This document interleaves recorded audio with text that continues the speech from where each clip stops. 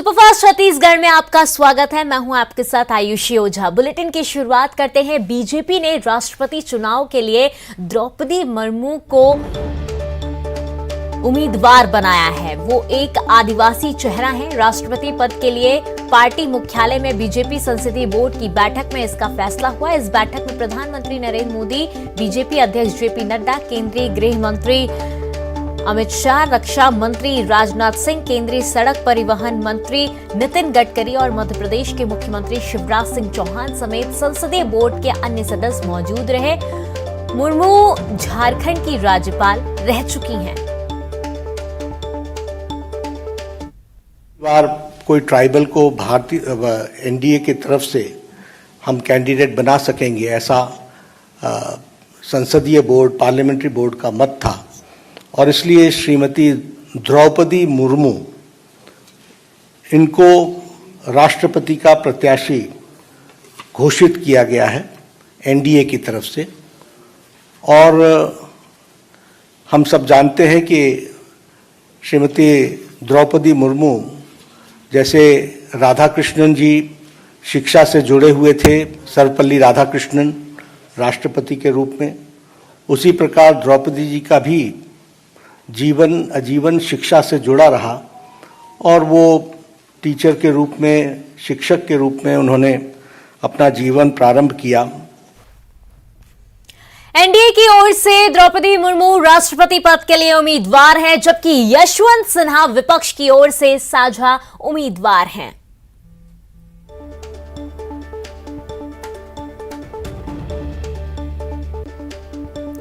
तो बता दें आपको कि एक तरफ जहां पर एनडीए की ओर से जो चेहरा सामने आया है वो द्रौपदी मुर्मू का है राष्ट्रपति पद के लिए, वहीं यशवंत सिन्हा विपक्ष की ओर से साझा उम्मीदवार हैं। तो द्रौपदी मुर्मू वर्सेस यशवंत सिन्हा देखा जा सकता है। एनडीए ने घोषित किया है राष्ट्रपति उम्मीदवार। सभी कांग्रेस विधायक और मंत्री दिल्ली पहुंच गए हैं। कृषि मंत्री रविंद्र चौबे, शिक्षा मंत्री प्रेमसाय सिंह टेकाम, मंत्री जयसिंह अग्रवाल सहित अधिकतर विधायक दिल्ली पहुंच गए हैं। मंत्री रविंद्र चौबे, प्रेमसाय सिंह टेकाम, विधायक चंद्रदेव राय, यशोदा वर्मा, छन्नी साहू, विनय जायसवाल, के ध्रुव, विक्रम मंडावी, उत्तरी जांगड़े, गुरुदयाल बंजारे, रेखचंद जैन, राजमन बेजाम, मोहित केरकेट्टा, संगीता सिन्हा, धनेश साहू, चंदन कश्यप, कुलदीप जुनेजा, ममता चंद्राकर, लक्ष्मी ध्रुव, विधायक अनीता शर्मा भी दिल्ली पहुंच चुके हैं। मंत्री विधायकों का कहना है कि केंद्र सरकार के इशारे पर ईडी काम कर रहा है, जो पूरी तरह से गलत है। मंत्री ने कहा है कि दिल्ली में कांग्रेस का सत्याग्रह है, जिसमें सभी को शामिल होना है। दिल्ली में सभी विधायक पैदल मार्च में शामिल होंगे और ईडी की कार्रवाई का विरोध करेंगे। और वहीं ज्यादा जानकारी के साथ सहयोगी ममता जुड़ चुकी हैं। ममता, देखा गया कि कल ही छत्तीसगढ़ से सभी विधायकों, सांसदों को दिल्ली के लिए तलब किया गया था और ऐसे में तमाम मंत्रीगण जो है दिल्ली पहुंच चुके हैं और अब उनका सत्याग्रह देखा जा रहा है। ईडी की तरफ से लगातार जो विरोध है वो जारी है। क्या कुछ अपडेट है इसको लेकर? बिल्कुल, देखिए कल तमाम मंत्री और विधायक दिल्ली रवाना हुए। कुछ सुबह की फ़्लाइट से गए, कुछ दोपहर की और कुछ शाम की फ़्लाइट से गए। तो सभी लोगों ने वहाँ पर एक तरह से कहें कि अपनी उपस्थिति दे दी है। और संसदीय कार्य मंत्री रविंद्र चौबे का कहना है कि इस जो केंद्र सरकार कर रही है वो एक तरह से दमनात्मक कार्रवाई है और इसका कांग्रेस पुरजोर तरीके से विरोध करेगी। एक भी कांग्रेसी आने वाले समय में ये भी हो सकता है कि यहाँ पर न दिखाई दे और दिल्ली में प्रोटेस्ट करता हुआ नजर आए, और हम ईडी से डरने वाले नहीं हैं।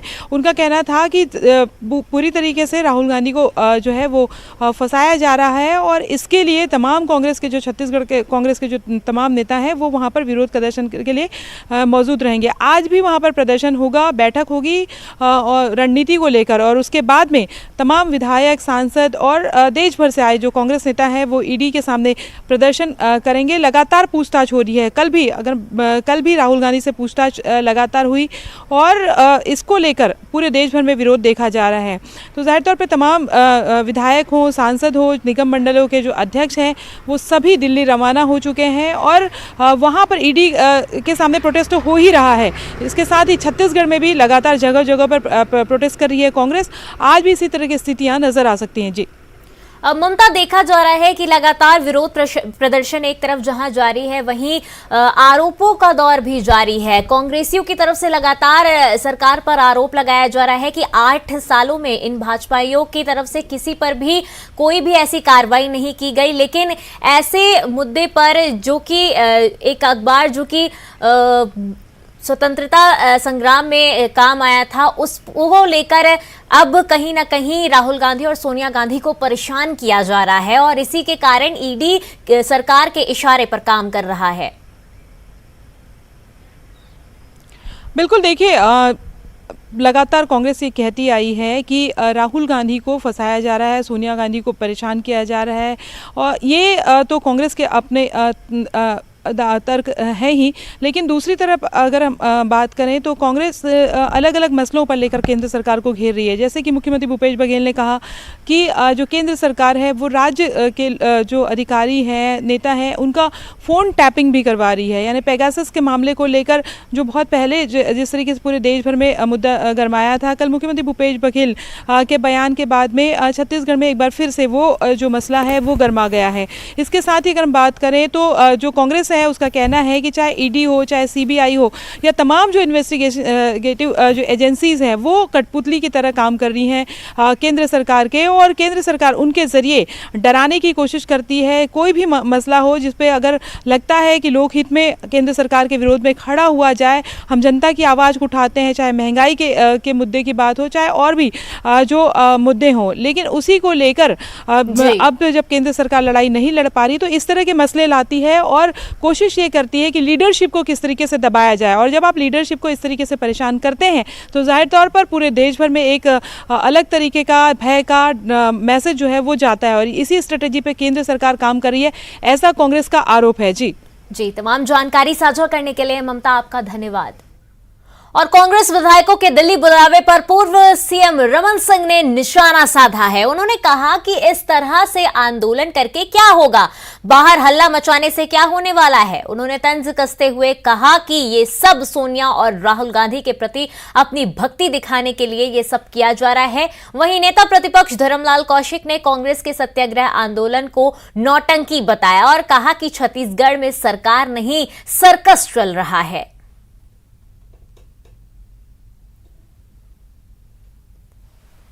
ये आंदोलन करके क्या होगा, ये तो एक प्रोसेस है, प्रक्रिया है। ईडी जो करता है बिना साक्ष्य बिना प्रमाण के तो कुछ करता नहीं, तो उसके सामने आप बयान देके बात करिए। बाहर हल्ला करके विधायक की ताकत दिखाएं, सांसदों की ताकत दिखाएं, मुख्यमंत्री की ताकत दिखाएं, क्या फर्क पड़ता है ईडी को? ऐसे तो रोज होते हैं मामले। तो ये जबरदस्ती का अपने ये विश्वसनीयता दिखाने के लिए, भक्ति दिखाने के लिए इनका एक ही सूत्री कार्यक्रम है, गांधी परिवार, सोनिया राहुल गांधी की भक्ति दिखाओ और अपनी कुर्सी बचाओ। सरकार नहीं चल रही है, सर्कस चल रही है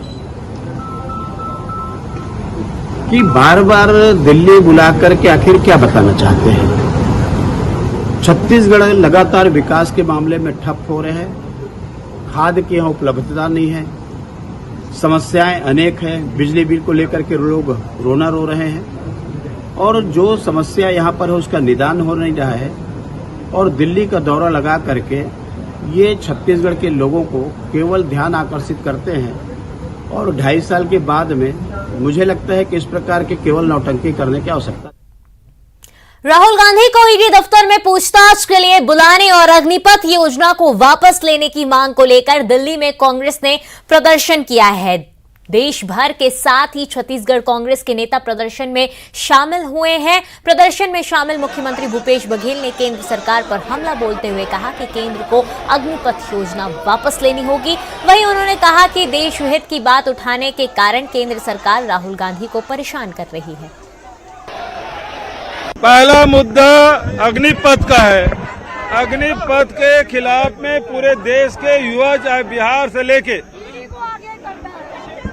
हरियाणा तक लगातार आंदोलन कर रहे हैं, आग लगी हुई है, नौजवानों में आक्रोश है। दूसरा मुद्दा, ईडी के माध्यम से नेशनल हेराल्ड मामले में राहुल जी को परेशान किया जा रहा है। दोनों मुद्दों को लेकर कल राष्ट्रपति भवन में राष्ट्रपति जी से हमारे अधीर रंजन चौधरी जी, हेगड़े जी, पी चिदम्बरम जी, वेणुगोपाल जी, जयराम रमेश जी, अशोक गहलोत और मैं, हम लोग 7 लोग वहां गए थे और दोनों मुद्दों पे बात की है।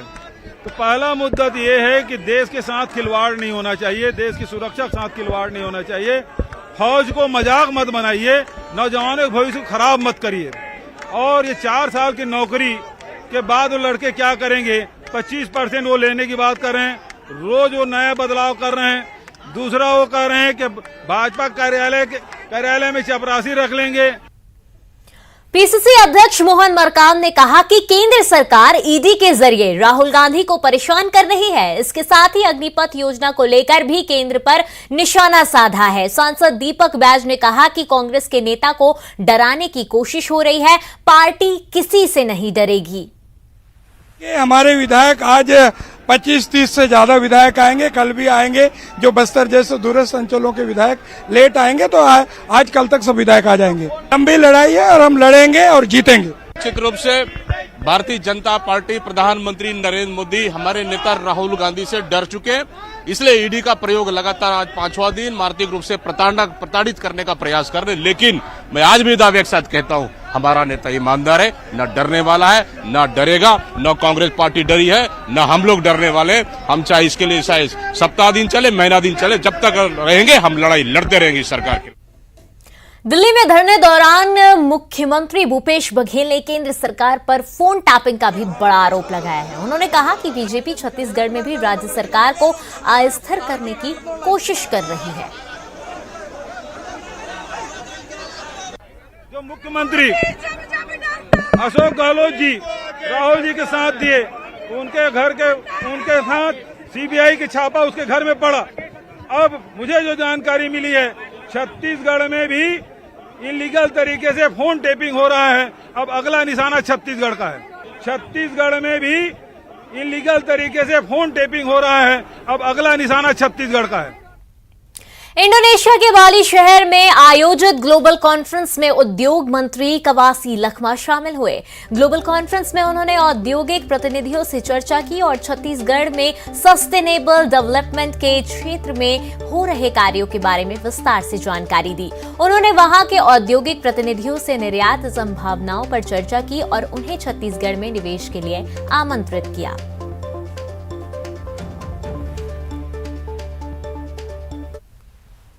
छत्तीसगढ़ सरकार के सहयोग से रंबल इन द जंगल नाम के इवेंट के साथ प्रोफेशनल बॉक्सिंग पहली बार रायपुर पहुंचेगी। यह आयोजन अगस्त में होने वाला है और इसमें अंतर्राष्ट्रीय पेशेवर मुक्केबाज और ओलंपिक पदक विजेता विजेंदर सिंह शामिल होंगे। विजेंदर सिंह छत्तीसगढ़ में इस आयोजन को लेकर काफी उत्सुक है। छत्तीसगढ़ में इस इवेंट के आयोजन के लिए विजेंदर सिंह ने मुख्यमंत्री भूपेश बघेल का आभार जताया है।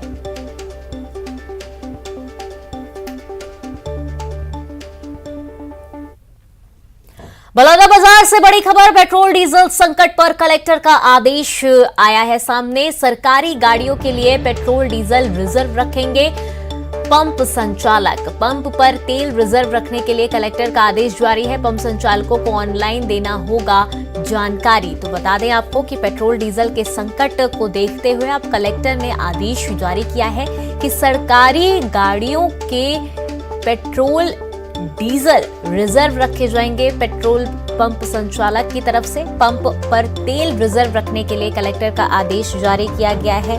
पंप संचालकों को ऑनलाइन जानकारी देनी होगी।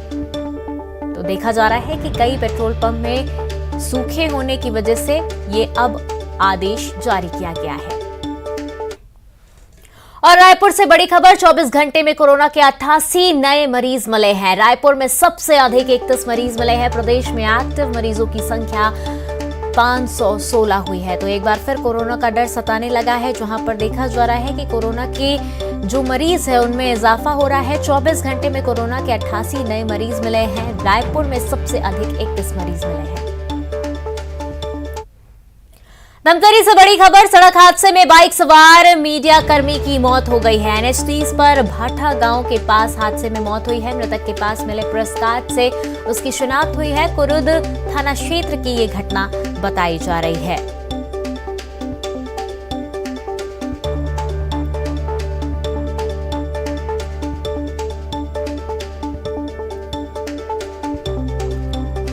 बता दें आपको कि धमतरी से ये बड़ी खबर, जहां पर NH 30 पर भाटा गांव के पास सड़क हादसा हुआ और इस हादसे में बाइक सवार मीडिया कर्मी की मौत हो गई है। मृतक के पास मिले प्रेस कार्ड से उसकी शिनाख्त हुई है। कुरुद थाना क्षेत्र की ये पूरी घटना बताई जा रही है।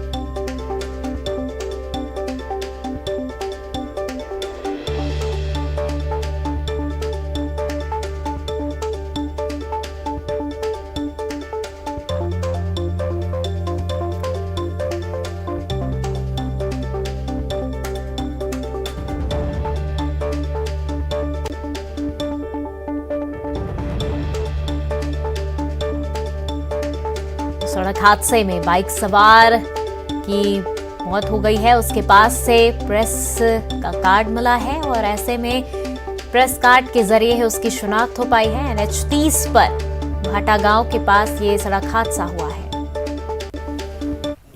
रायपुर नगर निगम ने एक ऐसा ऐप लॉन्च किया है जिसकी मदद से घर बैठे आपको महज 100 रुपए के सर्विस चार्ज में कई तरह की सुविधाएं घर बैठे मिलेंगी। महापौर एजाज ढेबर ने MIC सदस्यों के साथ मोर रायपुर ऐप लॉन्च किया है। शहरी आजीविका के तहत लॉन्च किए गए इस ऐप में 16 तरह की सेवाएं मिलेंगी।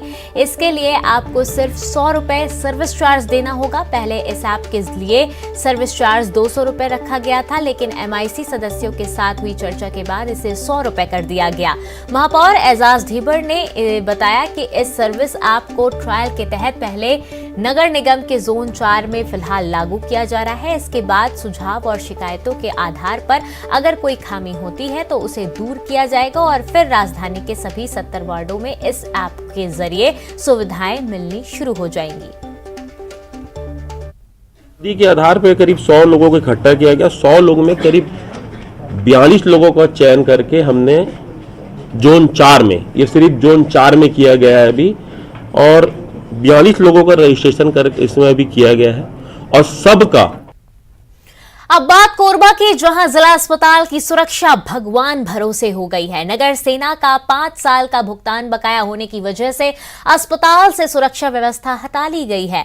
नगर सेना ने जिला अस्पताल में तैनात सुरक्षा कर्मियों को वापस बुला लिया है। आपको बता दें कि जिला अस्पताल में स्वास्थ्य विभाग ने अस्पताल की सुरक्षा के लिए जनरल होमगार्ड कार्यालय से अनुबंध किया था, जिसके तहत 12 होमगार्ड तैनात किए गए थे। 2017 से लेकर अब तक भुगतान नहीं किया गया। हर वर्ष 20,22,000 के हिसाब से 5 साल का 1 करोड़ 11 लाख बकाया है। भुगतान के अभाव में नगर सेना प्रमुख ने यह कदम उठाया है।